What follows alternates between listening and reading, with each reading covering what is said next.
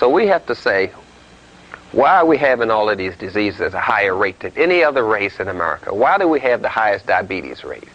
Why is this? Why do we have the highest high blood pressure rate?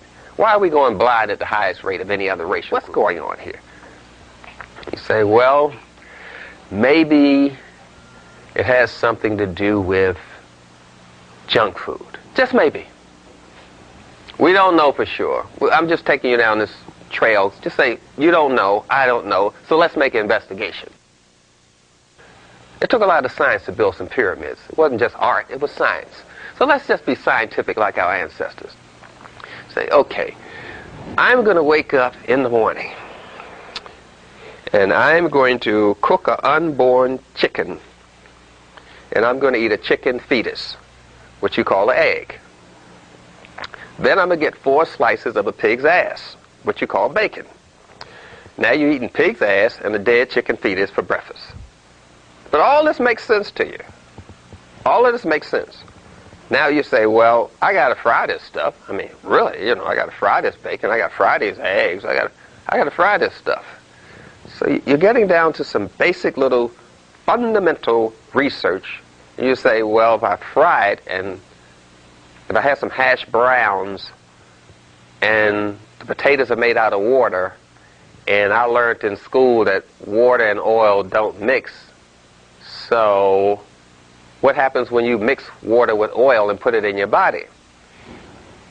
The body says, well, I'm either going to digest the oil or I'm going to digest the water, but I'm not going to do both of them. So the body heats up, tries to break down this oil, which it cannot break down because the oil was made at a temperature of 212 degrees Fahrenheit, and your body temperature is only at 98.6, so your body can't break down the oil, so it just gums up your cells, make them stick together. Then you get a false sense of energy from eating this hash browns, the chicken, if you're eating chicken. I'm calling it chicken, but you like to call it an egg. Let's just be real. It's a dead fetus of an unborn chicken. So you're eating unborn children, using your body as a cemetery, wondering what's going on. So you say, well, maybe my ancestors ate this stuff. So you look around and you look at the pictures, say, no, I don't see any pictures with this. A glass of milk. Now we got to heat up the milk because you don't want bacteria in it. So you heat it up over 212 degrees Fahrenheit. Now it becomes white plastic pus. So you got a glass of pus, 4 slices of a pig ass, a dead chicken fetus, some potatoes mixed with oil, and a glass of orange juice, cooked orange juice, which turns the sugar into orange juice, white sugar, which causes diabetes. Now, you eat all of this stuff together, which doesn't go together, but we was shown a picture in school with all of these foods together, and they told it was the food chart. We saw the eggs with the milk and the orange juice. You remember that picture? Oh, yes. You know who promoted that picture? The dairy company. They said, let us put the picture in the school. So we know that this picture is framed in your mind. You have been nutritionally miseducated. So now we're struggling to get away from this way of eating. So, well, what can I eat? I don't know what to eat. My master taught me to eat this in the morning. Now you're taking away this. What can I eat? So you say, well, let me be scientific and look around and see what nature has other animals eating in the morning. And we notice that animals don't eat heavy in the morning. Not a bird, not a monkey. They don't eat heavy in the morning. Not at all. When they eat heavy, it's around lunchtime, which means you should be eating your dinner at lunchtime because it gives you the whole day to process it. That should be your heaviest meal. Lunch, not dinner. So you say, well, wait a minute. It's more to this than just that. I have a craving for this stuff. I am addicted to this food.